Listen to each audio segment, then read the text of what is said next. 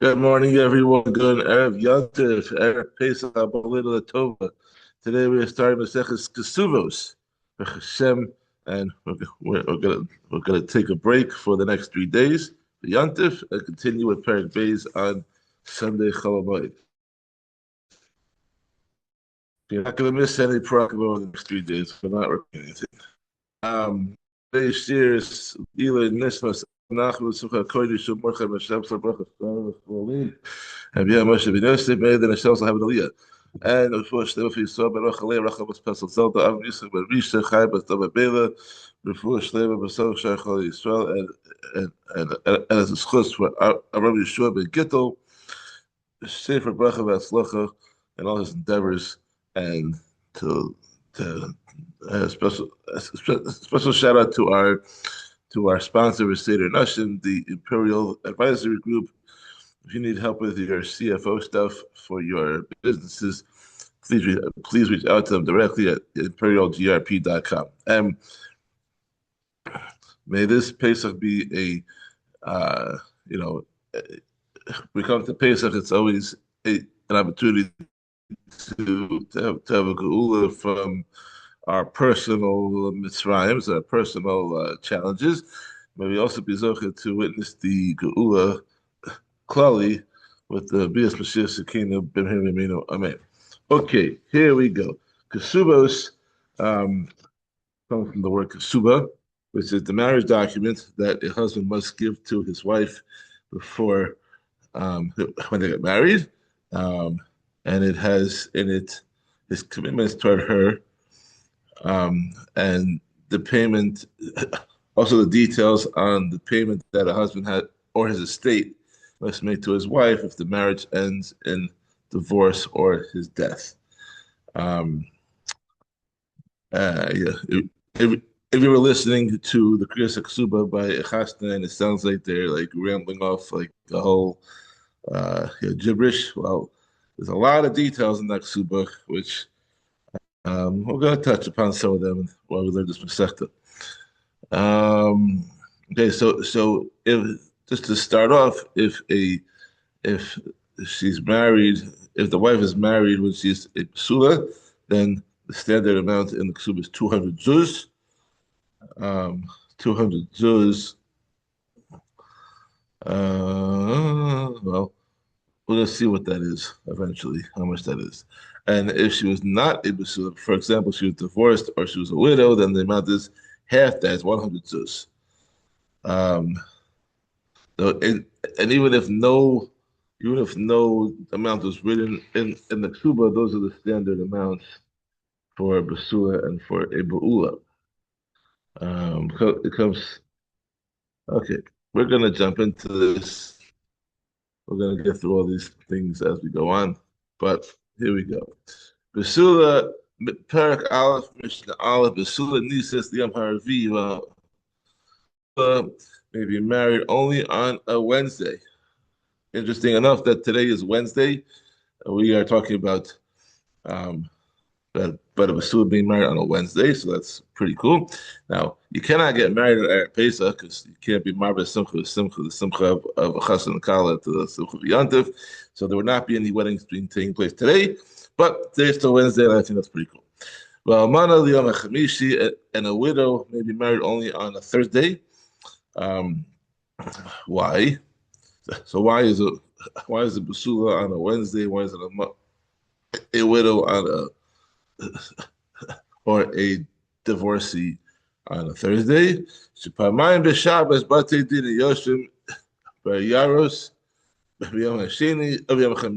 the courts are in session in large towns twice a week, on Monday and Thursday. Remember this rule from Megillah when we said that you're makdim Kriyas Megillah to Yom HaKanisa, which was Mondays and Thursdays. So it's the same thing over here. They got married on a Wednesday because the Beis Din was only open twice a week on the large towns. That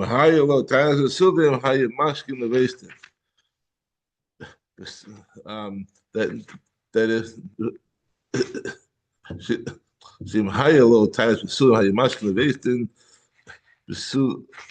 what is going on?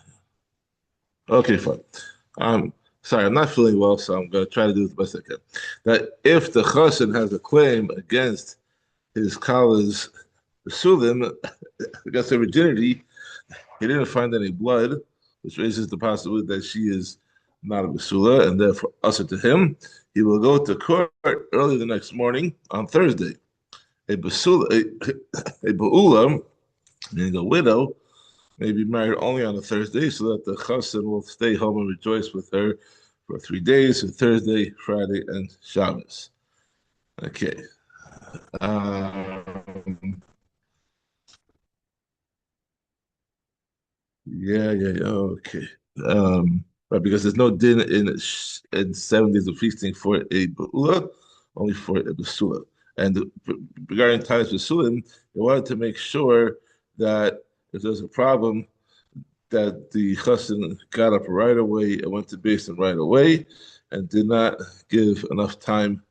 So therefore, if it happens that night, then the next morning he's still upset and he goes right to court. But if there's a delay, like if she gets married on a Tuesday and the court's not until Thursday, then it's gonna have a day for him to cool off. That's gonna be a problem. So the Sudas only got married on Wednesday. Um, and the reason why we don't do it on Monday is because he didn't have enough time to prepare for the Chasna feast.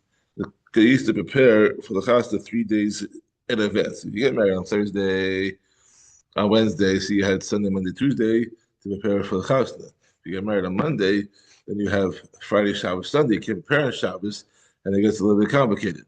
So therefore, they only do it on Wednesday. And obviously, um, much the same thing as Megillah, that when the courts opened up more days, then you were able to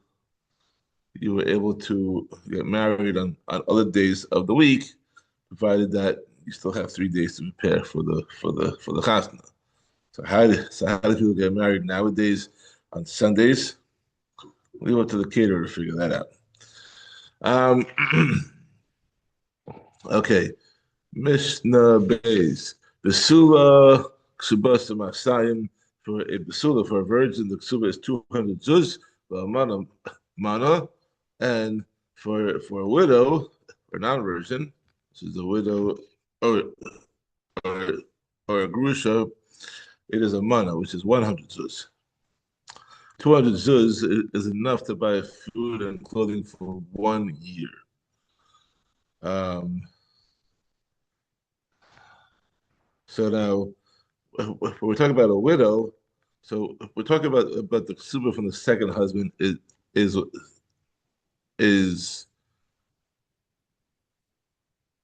is mana. A mana is equal to 100 zuz. The Mishnah is referring to a widow whose husband died after Nisuin, where Bia is mutter, and that first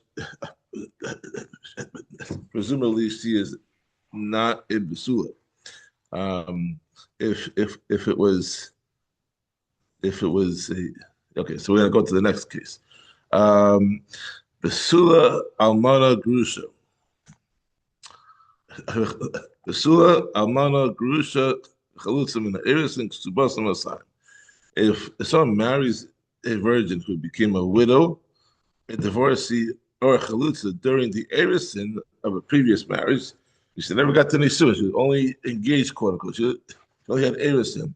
Her ksuba from the second husband is 200 zuz, as is the case with the basula.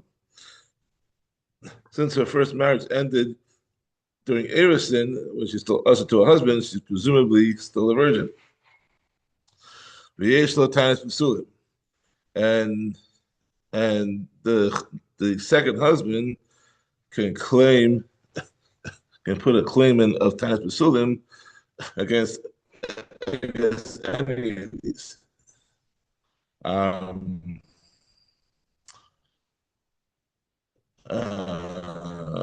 because she's being married under the assumption that she's a basula, and he finds that she's not a basula, null and void, and there be no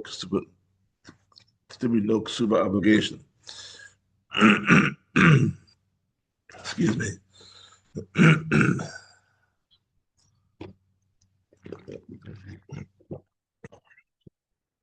Hagiyores Shvuya Shivcha. Okay, here we go. And the Yitzhar is fighting today. He wants to stop this. Here we go. We're going to push on. In the case of a convert, a captive that was ransomed, or a shivcha. Shivcha Canaan is a Canaanite maidservant. Shenifdu v'shenisgaru v'shenishtacharu v'chusos mibnos shalosh shanim b'yom echad ksubasa masayim. The law is that if they were ransomed, converted, or freed under the age of 3 years and 1 day, the ksub is 200 zuz because they are still virgins. And since they are assumed to be virgins, the husband could have a tainus besulim, can be made about them, as we explained before. Okay. Mishnah Gimel, Haggadah Sheba al Katana. The halacha is that when an adult male had a bia with a minor female, minor over here is under 12 years old. But in this case, in most areas, we're talking about a girl that's a minor under 12 years old. But in this case, we're talking about a girl that's under the age of 3. So if a man had bia with a less than 3-year-old, which is kind of weird, she does not lose her status as a virgin because her basulim will grow back after 3. The katan sheba al or a minor male who had been with an adult female, a boy who's over the age of 9, under the age of 9, even though he's a man at 13, but he has until the age of 9 because you know he's not gonna do a proper bia. Mukas 8 or the vaginal membrane, virginal membrane of an adult woman was struck by a piece of wood. Subasa Masayim, if these women get married, the ksuba is 200 zuz, because they did not lose their basulim. They were Meir, this is according to Rabbi Meir. They argue, Mukas 8 Subasa Mana. The ksuba of an adult woman whose membrane was struck by a piece of wood is a mana, 100 zuz, because she is not regarded as a basula.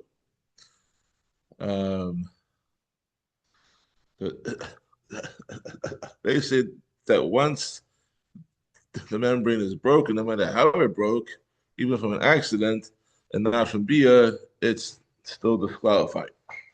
Mishnah Dalit.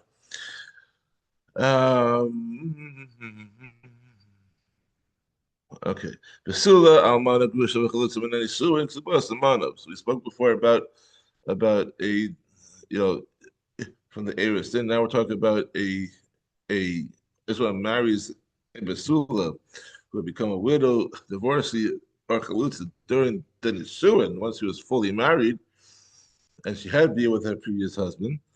Her ksuba from the second marriage is only 100 zuz, which is the standard for a non-basula. And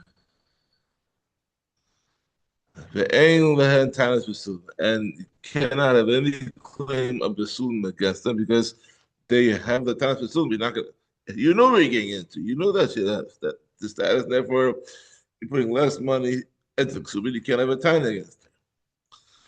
Hagiyores v'ashvuya v'ashivka. In the case of a convert, a ransom captain, or a shivka kananis, or Canaanite maidservant, sheniftu v'shenisgaru v'shenishtacharu, yeseros al banos shaloshanim b'yom echad ksubasam man. The law is that if they're ransom converted or freed above the age of 3 years old, on 1 day, the ksuba is only a mana because their basula status has been permanently lost. it's been assumed to be permanently lost.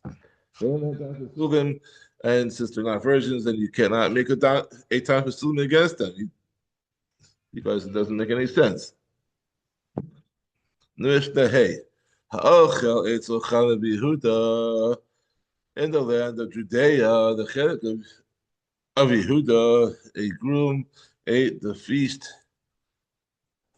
A chassan ate at the feast of his father-in-law that he made it in honor of his Erison. Okay, he had a Suez Erison. Okay, so in Yehuda, they ate together. Shalom ate them, and there were no witnesses testified that he was not along with his Kala. So in Yehuda, they cannot make a claim of a lack of Basulim when it takes any Sulim. Why? Because in Yehuda, it was the custom for the chazan to spend some time alone with his Kala during the Sudas Erisin. Therefore, since he was alone with her, um, it was there was a chashash that perhaps they had bia. So therefore, if they find that if he comes later with the Tainas Basulim against her, then his claim it would not be substantiated because it was probably he that caused her to not be Basul anymore. Achas amanas Yisrael, achas amanas Kohen ksubas amana. Whether the widow is a daughter of a Yisrael or the daughter of a Kohen, her ksuba is a mana. Even though a Kohen's daughter receives a larger ksuba than a Yisrael's daughter, as we're going to see soon, this applies only to the ksuba of a basula and not the ksuba of a widow. In the case of a widow, a Kohen's daughter receives the same as the Yisrael's daughter, which is 100 zuz.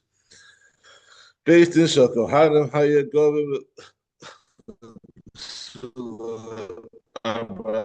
Zuz.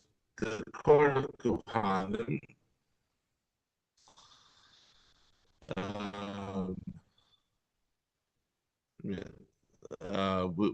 we collect 4 of a Kohen in contrast to the regular amount of 200 zuz. And the Chacham did not protest against this.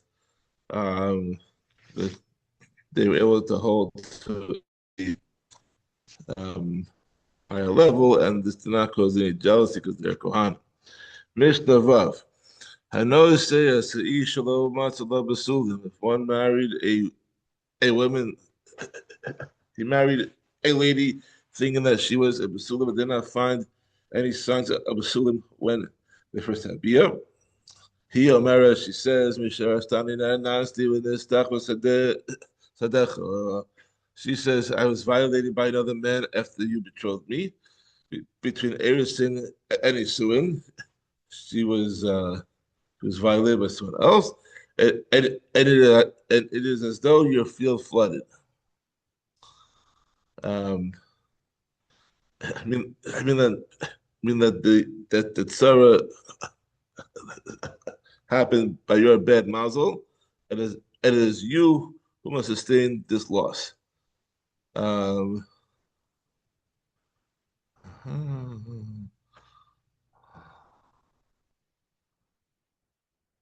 Right. So what's this reference over here to the spoiled field? So according to the Kala, she was a basula when the heirs took place, so that the chazan cannot claim the marriage was made under false pretenses. She admits that she lost her basulim before the chuppah, but explains that she was violated against her will. Since she was not at fault, it is the husband who must bear the loss. He can be compared to a person who bought a field that was then flooded by heavy rain. It is the buyer's bad luck that the field was ruined and he has no claim against the seller. Similarly, in our case, it's the husband's bad luck that the wife was not a virgin at the time of Nisuin. He remains fully obligated to pay her ksuba. I don't understand, like, if why wasn't anything said? If someone violated her, why wasn't that said?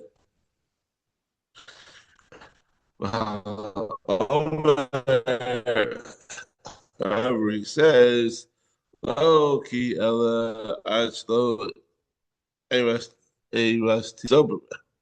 Perhaps you didn't lose it after erasti. Perhaps you lost it before I was ma'aris you, before I got engaged, and my purchase was a mistaken one. Yeah, since it's possible that you were not a virgin at the time of the Erisin, and that the as the Erisin was made under false pretenses, you are not entitled to a ksuba. Rabbi Gamliel, Rabbi Eliezer, Omer Nemenes. Rabbi Eliezer say that she is believed and she may therefore collect her ksuba. She's believed because of the rule of chazaka. According to this rule, a person um, or a thing remains the same until we know that it changed. Since every woman is born as a basula, then her chazaga tells us that she remains a basula until it's proven otherwise. In our case, since there's no proof that she lost her basulim before Erisim, then we assume that she was still a basula at that time. Um, okay, Rabbi Yeshua Omer Lo Mepia Anu Chayin. Rabbi Yeshua says we do not live by her word that we do not believe her. Ella Harei Zu Becheskes Peula Aishalotis Ares Vihitato Vihitato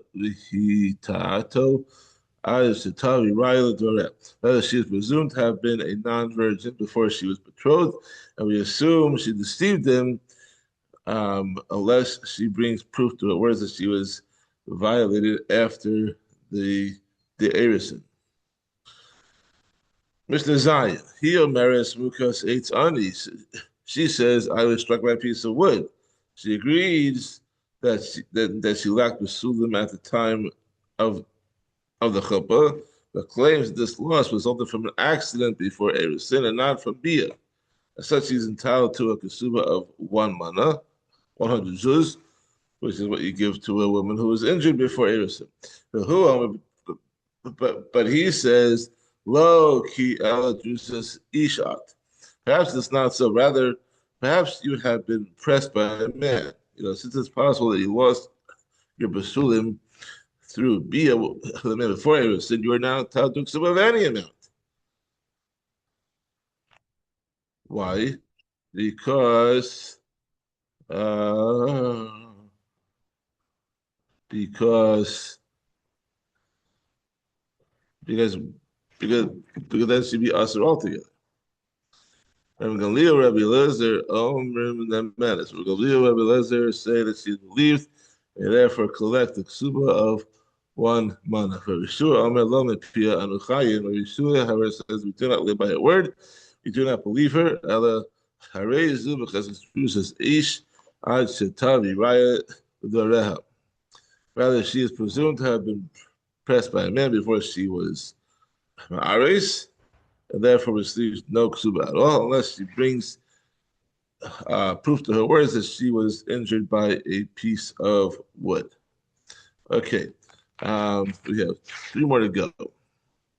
So the next Mishnayos also have machlokas in between the Tanoim. Let's go. There we go. Mishnah Ches.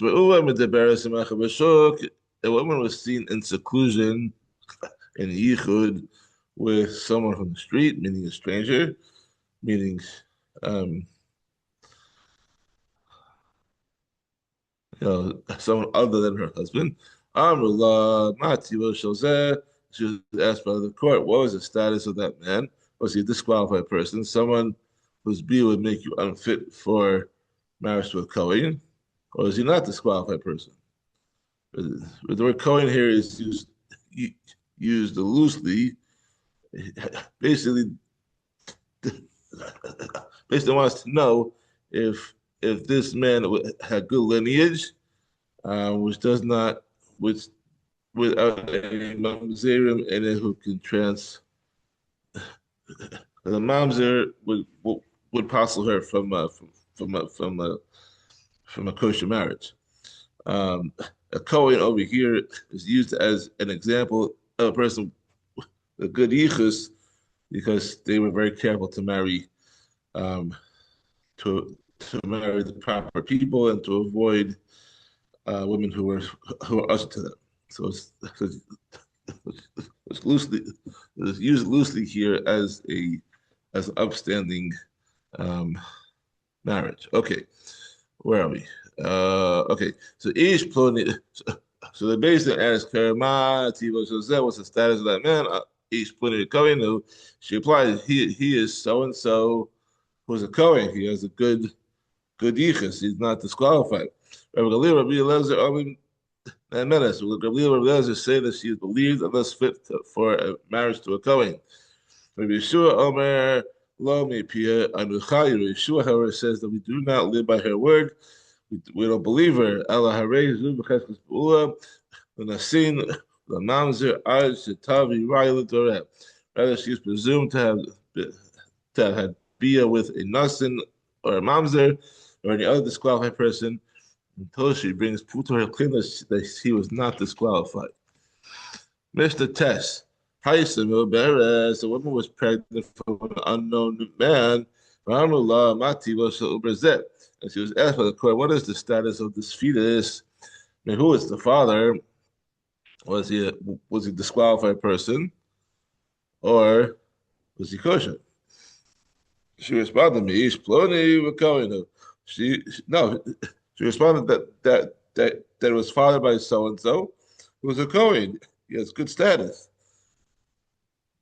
Rabbi Gamliel, Rabbi Lezer, over the Rabbi Gamliel and Rabbi Lezer say that she is believed.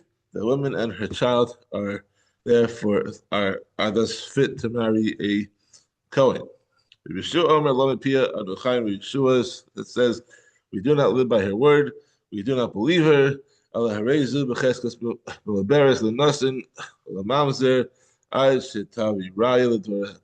she is assumed to be pregnant from a nasin or a mamzer or another disqualified person until she brings proof to her claim that he was not disqualified. And the last mission for today, Mr. Yud, Amar Rabbi Yossi said, Ma'aser b'tinoka sheyad lemlos mayim min ha'ayin. Nanasa.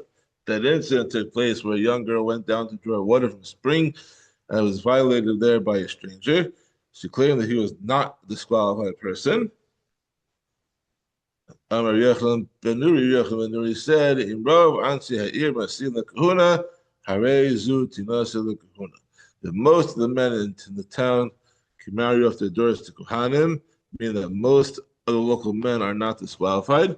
This girl can also be married to a Kohen. However, if half or more of the local men are disqualified, a Kohen should not marry her. That's all for today. Have a wonderful Yantif, and we will continue on Sunday morning Chol Hamoed at hopefully around 9 o'clock. Stay tuned for details. Chag Kosher Sameach.